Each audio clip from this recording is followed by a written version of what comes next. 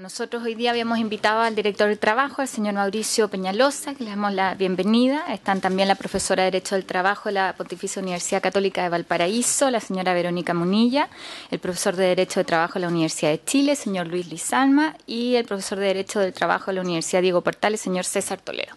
Les agradecemos el haber acogido esta invitación. Nosotros recibimos la semana pasada, a propósito de la huelga LAN, pero ustedes saben, nosotros tenemos ahí restricción desde el punto de vista constitucional en participar en un conflicto, y entendido que había terminado la huelga. Más bien lo que nos interesaba era revisar qué había sucedido en un tema donde nosotros tenemos una reciente reforma al Código del Trabajo, ¿no es cierto?, en materia laboral, y las implicancias que esto puede tener respecto del término de la huelga. Es ese el aspecto, y por eso nos pareció oportuno, junto con escuchar al director, yo imagino que además tiene conocimiento de lo que se planteó durante la sesión anterior, el poder escuchar a profesores que han manifestado usted a través de los medios distintas posturas, porque lo que nos preocupa desde el punto de vista legislativo es justamente qué significa esto respecto de la reforma que aprobamos y las condiciones también que se dio eso.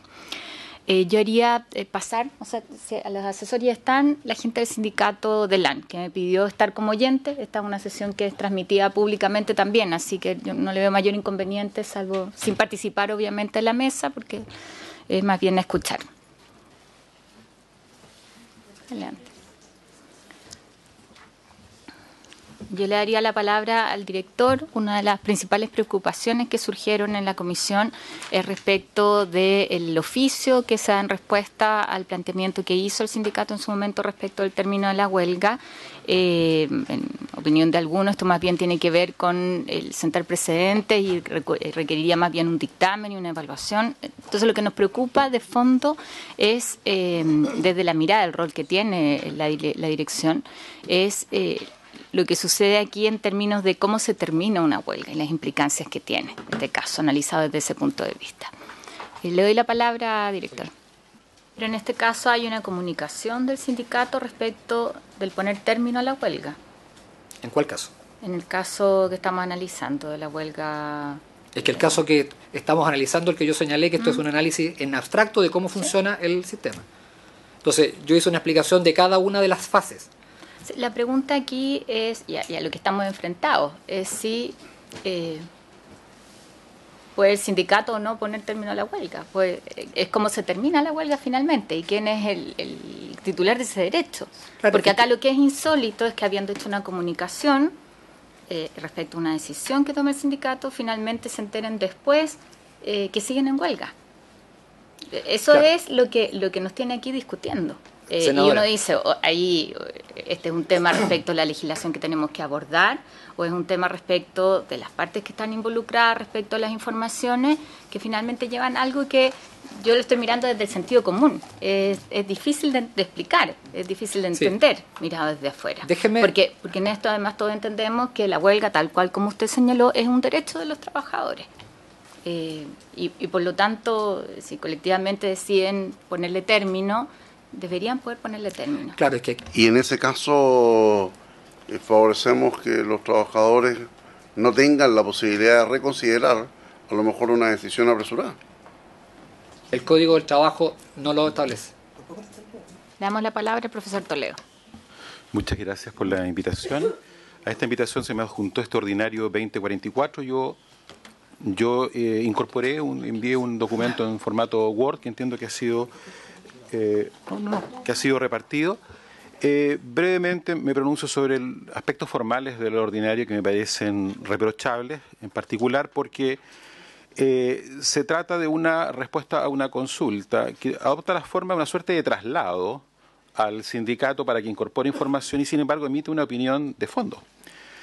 Luego, otro aspecto más grave aún, que va contra el artículo 11 del decreto con fuerza de ley número 2 de la Ley Orgánica de la Dirección del Trabajo, que señala cuando el jefe del departamento jurídico, que es quien aparece firmando este documento, el señor José Castro, resuelve una consulta, o se basa en una doctrina vigente, o si debe modificar una doctrina o nacer una doctrina, debe ir con la firma y aprobación del director del trabajo. Y eso no existe en este caso. O sea, es ilegal formalmente hablando.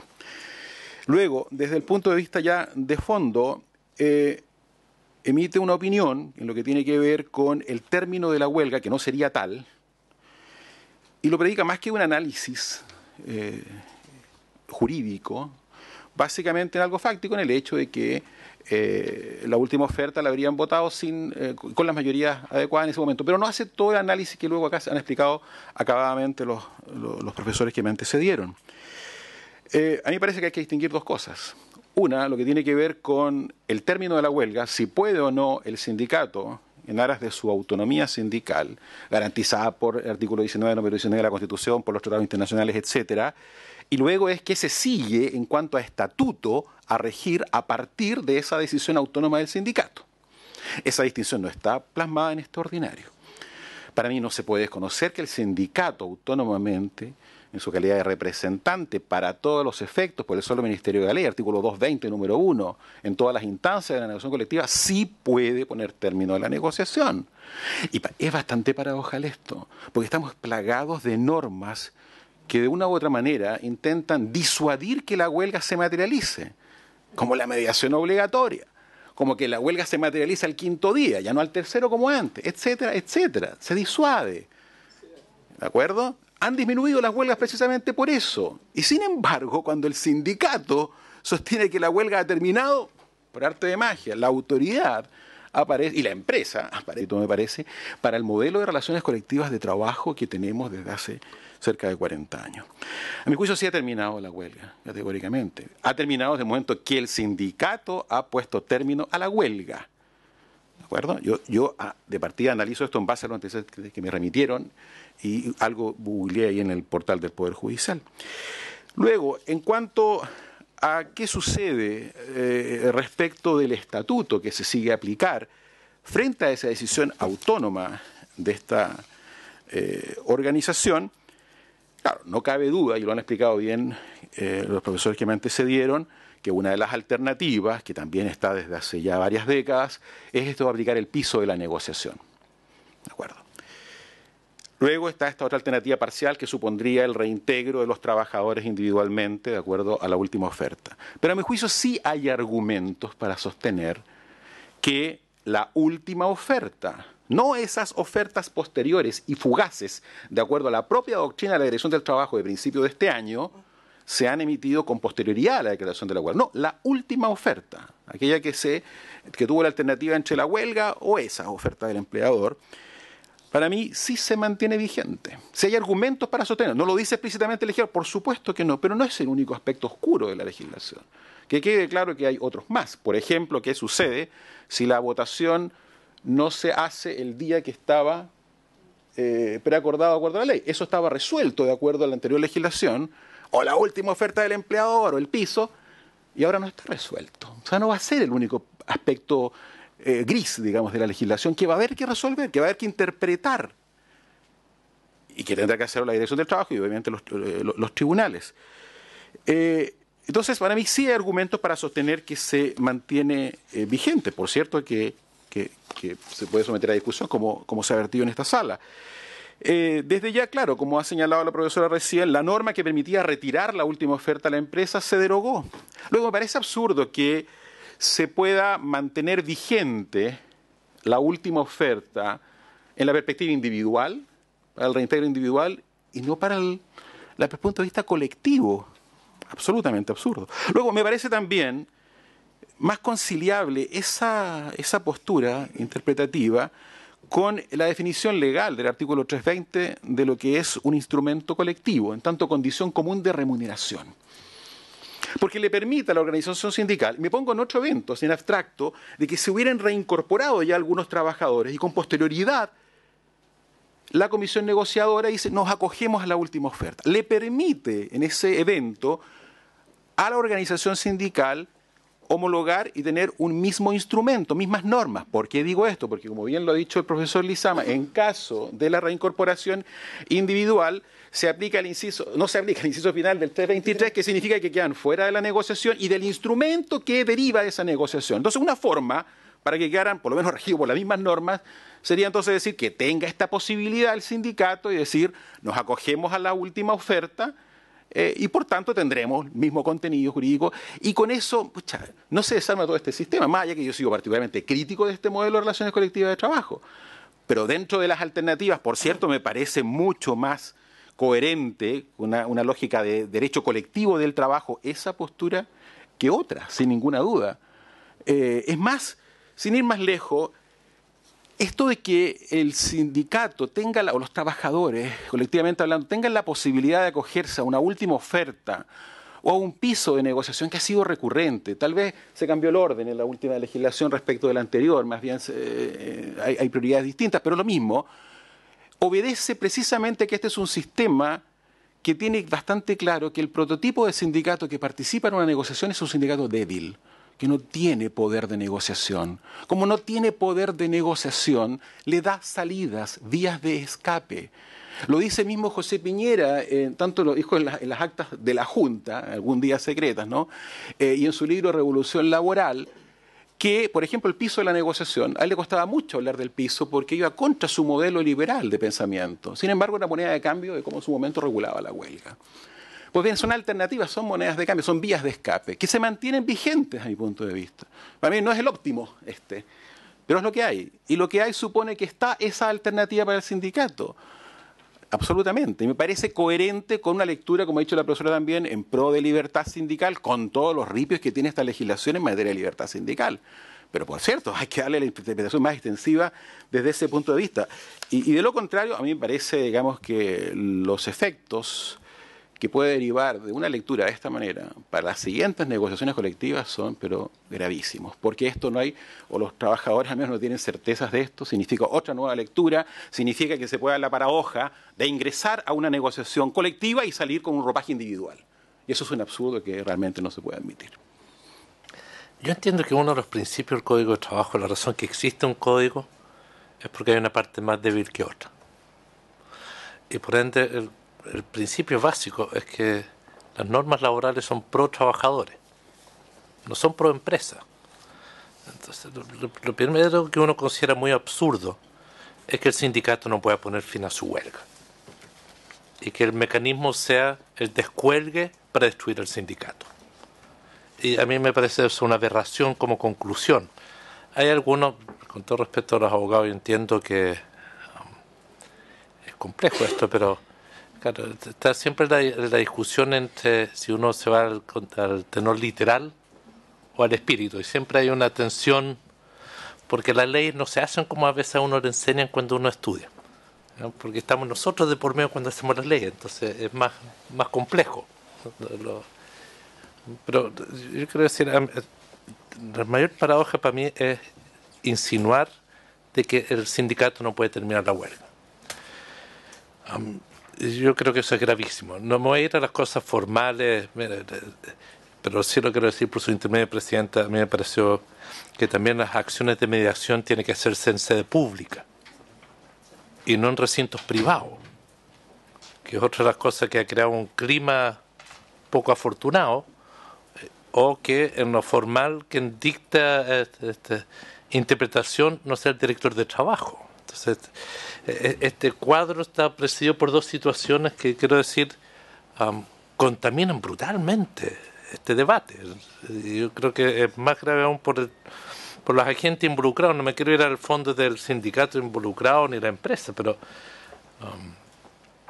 no ayuda.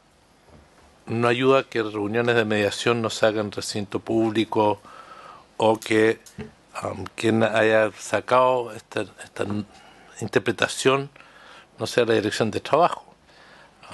Entonces, yo tengo la siguiente duda, Presidente. ¿Qué valor legal tiene la opinión que se emitió? Yo quiero decir que yo tengo esa duda, en lo personal. Yo tengo esa duda.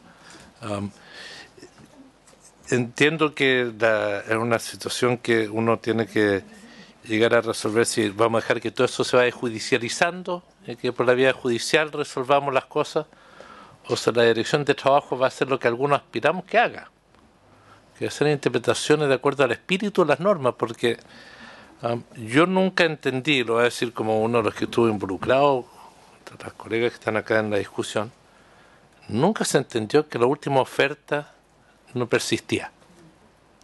Entonces, esta interpretación, bien, entiendo cómo se puede dar, pero nunca estuvo en el espíritu que la última oferta quedaba unilateralmente, se fumaba, y que el único otro mecanismo era el piso. Entiendo por qué se puede dar, pero yo sí separo el derecho de término a la huelga con el estatuto que queda después de declarado esa situación. Tengo la duda sobre, por tanto, Presidenta, ¿cuál es la legalidad de la acción que se tomó? Uno, y cómo hemos de orientar el debate que viene ahora, porque si ese pronunciamiento que hubo la hace suyo 100% el director de trabajo, debería haber un acto jurídico para ese efecto. Pero si esa es la interpretación, tenemos un lío aún mayor. Lo quiero decir, porque me parece un contrasentido de una norma legal que debería ser pro trabajador y pro organización de los trabajadores. Ya es suficiente el Tribunal Constitucional en esta interpretación sobre titularidad sindical, que será materia de otro debate, pero poner fin a la huelga, si el sindicato no tiene derecho a eso, que es una parte sustancial a la negociación, bueno, toda la parte colectiva no vale nada, no quiero decirlo, no, eso ya no es quitarle titularidad, ya es matar al sindicato, porque lo que están diciendo es que, en el ejemplo, LAN tiene derecho a destruir el sindicato. Entonces, y eso es lo que la interpretación legal. Eso me parecería absurdo, porque es un precedente para cualquier huelga que venga. Sí, Presidenta, solo una consulta por su intermedio al señor director del trabajo. Cuando él hace referencia a la vigencia de la última oferta, lo que yo recuerdo del debate de la reforma laboral que tramitamos acá en el Parlamento es que la reforma no toca este tema de la vigencia. Entonces me gustaría revisarlo en el recuerdo, a lo mejor Francisco, pero yo entiendo que lo que hizo la reforma solo elimina lo que el empleador pueda retirarla, pero no nos referimos a la vigencia, que usted habla de un tiempo de vigencia. Entonces eso me gustaría que lo tuviéramos a la luz de la revisión que vamos a tener obligadamente que hacer a raíz de la situación de la TAM, y felicitar a los dirigentes y a los funcionarios del sindicato, porque de verdad nos abre un debate profundo, serio, de lo que está pasando con la puesta en marcha y la interpretación de la reforma laboral, que tuvo muchísimo tiempo, fue controvertida, se buscó limitar al máximo por una serie de diferencias que tuvimos en el Parlamento los años anteriores, pero limitar al máximo las libertades de expresión y autonomía de los sindicatos. Entonces esto es muy grave y plantea un referente que no lo podemos dejar pasar. Entonces yo solicitaría, Presidenta, que pudiésemos revisar esta incongruencia normativa, revisar si esto es producto del trabajo que realizamos o producto de la intervención del Tribunal Constitucional, que sabemos que de alguna manera dislocó varias normativas que nosotros establecimos. Lo dejo planteado como una consulta para el futuro trabajo, que propongo que como comisión nos preocupemos de ahondar en estos problemas normativos que estamos conociendo ahora. Por su intermedio, uno debe entender que cuando una ley laboral tiene vacíos y además podría interpretarse que viola en algunos casos alguna garantía constitucional, a mí me gustaría si me pudiesen explicar y cómo se interpretan los convenios que tiene Chile con organismos internacionales, específicamente la OIT, en que se reconoce y se respeta la libertad sindical, en especial en materias de negociación colectiva.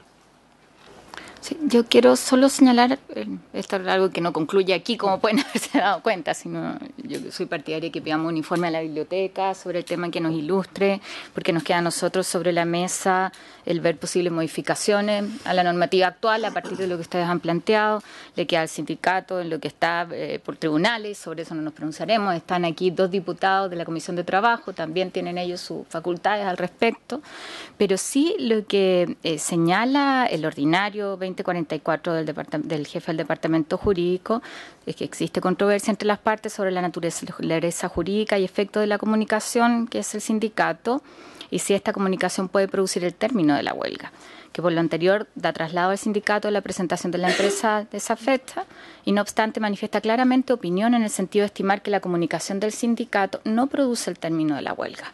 Entonces, ahí vuelvo yo al tema del principio, que es, yo los escuchaba acá a los profesores al respecto, pero aquí claramente lo que indica la Dirección del Trabajo con esta comunicación es que no hay término de la huelga. Yo puedo entender, y mucho mejor ahora, que efectivamente aquí hay una duda respecto a cuál es la última oferta, duda que parece estar más resuelta por allá que por este lado de la mesa.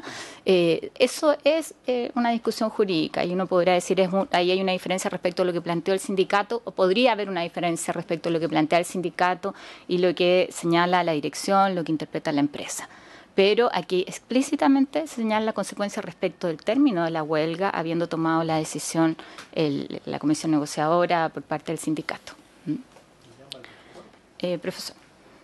Muchas gracias. Brevemente, respondiéndole a la consulta del senador Letelier, yo disiento con lo que señalaba el profesor Lizama, a mi modo de ver, es ilegal desde el punto de vista formal, por cuanto está sentando una nueva doctrina, insuficientemente, por cierto, de algo que no estaba resuelto con anterioridad. Estoy hablando precisamente de las modificaciones que señala el profesor Lizama de la 20.940, no están abordadas con anterioridad en ningún dictamen, y por tanto la obligación, de acuerdo al artículo 11 de la Ley Orgánica de la Dirección del Trabajo, era que hubiera estado firmada por el director del trabajo, y eso no se hizo. Y en cuanto al tema de los convenios internacionales, bueno, la práctica ya nos ha ido diciendo que buena parte de los pronunciamientos judiciales y algunos de la Dirección del Trabajo en materia de convenio internacional del trabajo, más bien sirven de apoyo a mayor abundamiento de la resolución sustentada en normas legales. Son muy pocos los casos en los cuales